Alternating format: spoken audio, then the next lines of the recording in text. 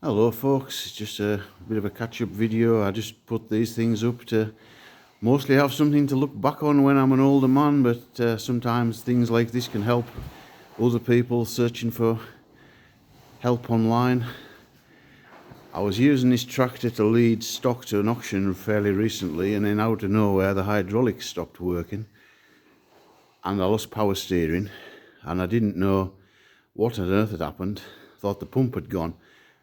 But when a bit of investigation and asking around, most likely cause of it was the brakes had delaminated and the brake lining had blocked the filter. So I took the filter off, and sure enough there was a lot of grey powdery stuff in the filter housing. So now I have time, I'm taking the brakes to pieces.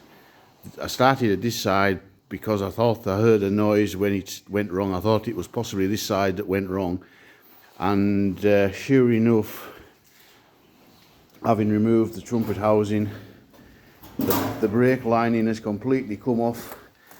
That should be covered in a brake lining, and that's one side of what the brake disc presses against. In here you have that inner part there. That's a piston that pushes out when you stand on your brake pedal, and it's obviously scored. Neither that nor the cast iron part on the other side of the brake disc are serviceable. I've managed to get a hold of some, putting new discs in it, and seeing as how this was that bad, and it's always good practice, I had to take the other side to pieces to see what the crack was at the other side. And on this side, completely different story. The brake disc is pretty much as it would have been new, but it'll be going to get replaced. The piston in there's perfect, and the casting is pretty much perfect. So with new piston seals and a new disc, this side's pretty much all right.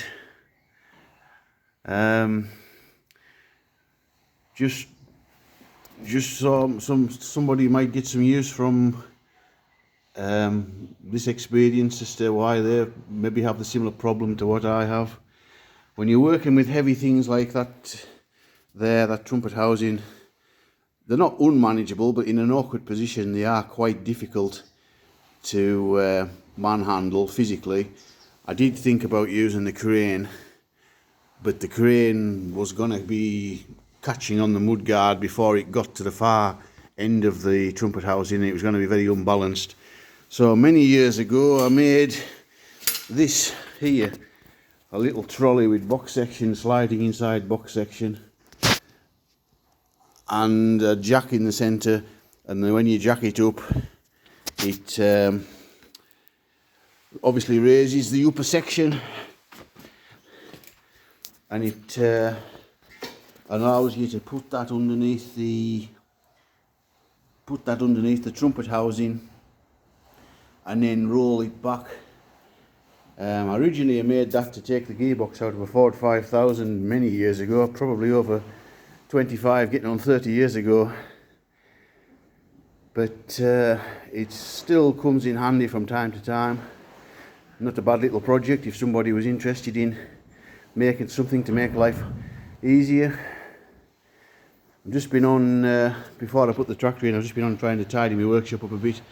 I've put some ply on the far wall, hanging some of my tools on the wall that never really had a place to live, so that you know where they are and you give them a place to put them when you finish with them.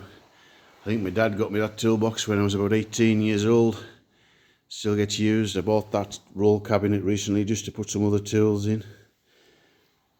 So that's where we are, folks. I just thought I'll just put a Sunday video up just to further, like I say, further somebody's education and possibly help somebody who's in a similar position. And like I say, someday in years to come I'll have this to look back on and think, oh, I remember the day I lied on my back all day trying to get things loose that wouldn't come loose and fought on.